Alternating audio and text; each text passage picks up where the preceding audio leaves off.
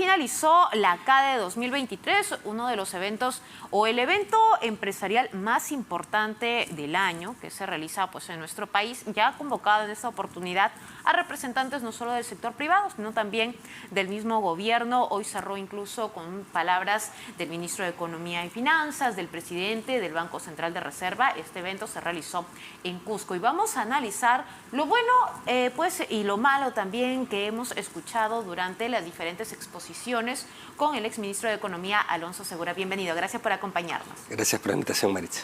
Hoy el ministro de Economía y Finanzas hizo una invocación al empresariado para que vuelvan a confiar. ¿Cómo podría volver a confiar el empresariado y retornar esos 20.000 millones de soles que fugaron a raíz de esta crisis al Perú y salir de la recesión económica? Sí, yo creo que para entender primero lo que estamos viviendo hay que mirarlo un poquito desde más arriba, ¿no? Acá hay dos temas. Uno, esta es una recesión que es la más larga en más de 2 décadas y no es algo a lo que la economía peruana esté acostumbrada, ¿de acuerdo? Recesión que, dicho sea de paso, se negó de distintas formas por autoridades públicas diciendo no es recesión, etcétera, y han demorado mucho en reconocer la gravedad de la situación. Eso es lo primero, ¿no? Pero lo segundo es que los problemas del Perú van más allá de una cuestión momentánea, porque al final las recesiones son autocorrectivas. Vamos a salir de ella probablemente hacia fines de año o el primer trimestre del próximo año. El otro problema que tenemos es que cada vez el Perú crece menos y por tanto tiene menor capacidad de generar empleo, tiene menor capacidad de reducir pobreza, de generar crecimiento de clases medias, ¿ok? Entonces, ese es el problema más estructural que enfrenta el Perú ahora. Entonces, no es solo recesión y cómo salimos, es qué vamos a enfrentar cuando salgamos, ¿de acuerdo? Y eso requiere de una serie de decisiones a nivel político, de reformas, etcétera, ¿no? Entonces, respondiendo más concretamente tu pregunta, lo que ha hecho que esta recesión se alargue y que haya tal nivel de debilidad es que la confianza empresarial y el consumidor han estado muy débiles por distintas razones, ¿no? Está en terreno de contracción y llega un periodo de casi más de 30 meses la confianza empresarial en terreno negativo. ¿Qué significa eso? Que los empresarios no invierten. Si no invierten, no hay empleo, no generan PBI, no se generan empleo, no se generan crecimiento e ingreso de la población, ¿no? Y eso es básicamente desconfianza. Una parte de esa desconfianza efectivamente es el último ciclo político, empieza con la subida en encuestas del expresidente Castillo durante su gestión, pero después no ha podido recuperar. Las protestas primero, pero después no ha habido, digamos, una masa crítica de propuestas claras del gobierno de decir hacia dónde vamos, dado que iba a ser un gobierno de más de 3 años, ¿no? Yo creo que eso ha cambiado un poquito en las últimas semanas, que el gobierno que fue, digamos, no sé cómo ponerlo, pero adicto a medidas de corto plazo, de gasto público, creyendo que simplemente con medidas de ese tipo sacaban a la Perú del hueco. Creo que recién se han comenzado a dar cuenta que el problema es más complejo y que tienen que traer al sector privado a la mesa y eso requiere decisiones más difíciles, ¿no? Precisamente para ir a conquistar al empresariado de la CADE, el primer ministro en este caso, Alberto Otárola, en su discurso resaltaba mucho el Plan Unidos, que según analistas económicos dicen que es lo mismo que con Punche Perú, pero triplicando un poco el fondo del programa Impulso Perú. ¿Es cierto eso? ¿Y realmente se van a lograr cambios importantes para nuestra economía y fomentar la confianza del empresariado con estas propuestas del Plan Unidos? Yo creo que la respuesta está un poquito al medio, ¿verdad? Yo creo que no es lo mismo que los planes con Punche, que eran muy dependientes de mayor gasto público, que hay gasto público, pero hay más apertura a entender que el Perú, si no genera más inversión minera, si el Perú, si no genera más inversión en agroexportación, si no abre la cancha en otros sectores, no va a poder salir de donde está, ¿no? De otro lado, tampoco es que el Plan Unidos es un plan, no sé, revolucionario, como cree el gobierno, que va a hacer que las expectativas de los empresarios reboten. Yo creo que está un poquito en el medio, ¿no? Y lo otro es, yo creo que es positivo, vamos a pensar, yo creo que es positivo que haya un poco de cambio de enfoque hacia más atención a qué se requiere para que se acelere la inversión privada, para que realmente haya confianza, no solo con billetera pública, ¿ok? Porque tampoco hay mucha billetera pública y eso espero que el gobierno ya lo esté entendiendo. Pero lo segundo es están en la etapa de anuncios, de promesas, ¿no? Se necesitan, ya que estamos en día futbolístico, se necesita que metan goles, ¿no? Y que metan goles rápido, ¿de acuerdo? Si no, estamos como la selección peruana que ni siquiera patea al arco, ¿no? Ahora, una de las preocupaciones también es el hecho de que esto puede incrementar la pobreza. De hecho, el mismo ministro de Desarrollo e Inclusión Social la pobreza va a refirió que aumentar. podríamos llegar al 30%.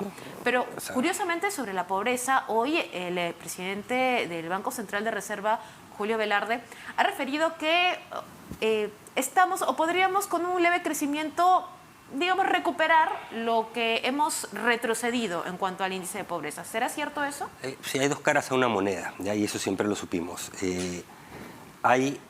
Había un grupo de gente que estaba muy cerca a la línea de pobreza en el Perú, ¿ok? Y de ese grupo que estaba muy cercano a raíz de la pandemia, el debilitamiento económico de los últimos 2 años, digamos, ha caído en situación de pobreza.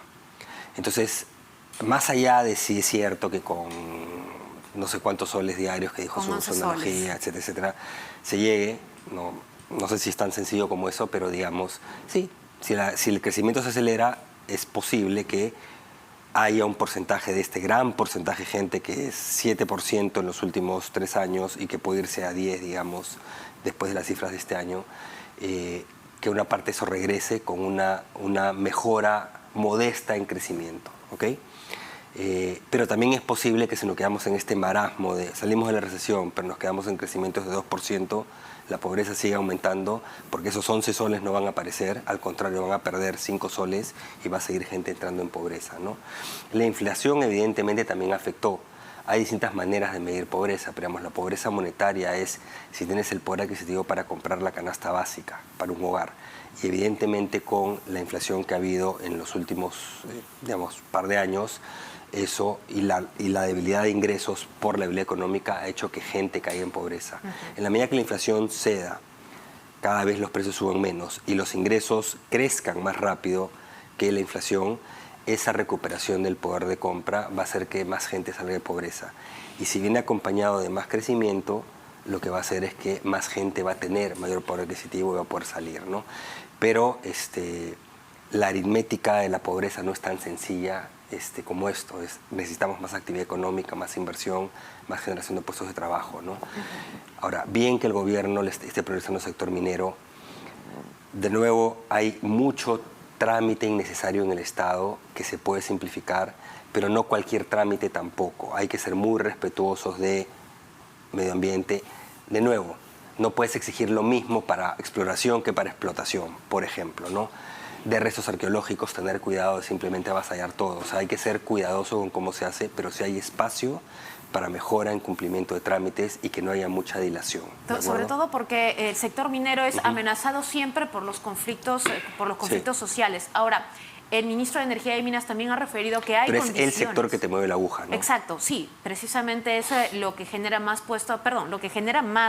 PBI, ¿no? Contribuye más a nuestra producción. Ahora, el ministro de Energía y Minas dice que hay condiciones actualmente para que se pueda desarrollar. ¿Realmente es cierto? Mira, a ver, condiciones de precios existen. O sea, los precios son muy buenos para el mediano plazo de la previsión. Entonces, si los proyectos no caminan son por factores domésticos. Demanda hay para cobre, para plata, para zinc, para litio, para todo. Entonces, donde están las trabas es cómo haces como país para poder poner en valor esas reservas que tienes. Entonces, los problemas son domésticos, de falta de confianza, de conflictividad, de extremada exigencia de ciertos trámites o que demoran mucho, que son impredecibles. Entonces, la pelota está en nuestra cancha, ¿ok? El sector agroexportador es otro, ¿no? Se hizo un cambio, o sea, sí es cierto que los factores climáticos han afectado, pero también se hizo un cambio de la ley de agroexportación, el régimen laboral especial, y ahora es más caro que el régimen general, que es el más caro del mundo, creo. Entonces, nos hemos metido autogoles como país, ¿de acuerdo? La Agenda 19 de Castillo, que muchos son decretos supremos y que el gobierno no hace nada por derogar esos decretos supremos. Entonces, y no solo afecta a la agroexportación, afecta en general la generación de empleo formal. Entonces, hay muchas aristas donde el gobierno puede actuar y puede actuar rápido, inclusive sin Congreso. Entonces, la gran pregunta es ¿por qué no lo hacen? Si podríamos hacer quizás una lista de pasos, ¿no? O los 3 primeros pasos que debería tomar en cuenta el gobierno de Dina Boluarte ahora para comenzar a demostrar, en este caso a la inversión privada, que realmente hay un interés por contribuir a mejorar nuestra economía? ¿Cuáles deberían ser? Yo creo que necesitas algún combo de medidas del sector minero que tiene que ser conversado con el sector minero, obviamente evaluado por el sector público. No es cuestión de siempre decir qué quieres y te lo doy, hay que evaluarlo, pero que realmente hay un cambio en términos de toda esa tramitología y toda esa incertidumbre en el sector. Eso es una. Dos, que es transversal, es algo tienen que hacer con medidas laborales. No es lavarle plata, pero algo. Sobre todo se ha retrocedido muchísimo, es una situación muy dura desde antes ya, con todo lo que pasó en la gestión Castillo. Yo creo que ahí también tienen que entrar. Y lo otro es proyectos de infraestructura. Y ojo, minería, estamos hablando no solo de medidas que impulsen proyectos nuevos, sino proyectos de ampliaciones y cosas por el estilo. No se llaman brownfields, ¿no? Versus greenfields, pero bueno. Y lo otro es, te diría que en general proyectos de infraestructura, ¿no? Y hay unos que están en marcha, pero ¿qué más viene hacia adelante, ¿no? Y lo otro es no más autogoles, ahí entra el Congreso, ¿no? O sea, ha habido muchas medidas distorsionantes, destructivas, el ahorro a largo plazo del Perú, por ejemplo, el retiro tras retiro de fondos de pensiones, ¿no? que han básicamente destruido el ahorro a largo plazo del Perú. Entonces no pueden seguir repitiendo ese tipo de medidas. Medidas fiscales de decenas de miles de millones de soles lanzadas por el Congreso y en algunos casos no observadas por el Ejecutivo, ni siquiera observadas y menos llevadas al TC. Eso tampoco debe ocurrir. El gobierno tiene que tener una agenda clara y si tiene que enfrentar al Congreso con el frente, ¿no? Pero no podemos simplemente dejar que medidas tan onerosas simplemente pasen porque hay una suerte de compromiso de que nadie toca al otro, ¿no? Y mientras tanto, el ciudadano, ¿qué debe esperar? Ahora, o qué reforma debe política es importante también. Estamos hablando de economía, pero muchos de los problemas del Perú vienen de la erosión institucional que tenemos como país en los últimos años y eso se debe en gran medida a la clase política del país, ¿no? Que tiene, no sé qué intereses tiene, pero no son los intereses del país ciertamente y toman decisiones contra opiniones de expertos, contra opiniones técnicas, una tras otra. Entonces ahí también hay que trabajar, ¿no? Hay bicameralidad, hay reelección, hay ciertas cosas que pueden ayudar, pero al final yo creo que si es que no hay un cambio en la gente que está dispuesta a participar en la política, vamos a estar complicados, ¿no? Perfecto, le agradecemos mucho por esta entrevista. Alonso Segura, exministro de Economía.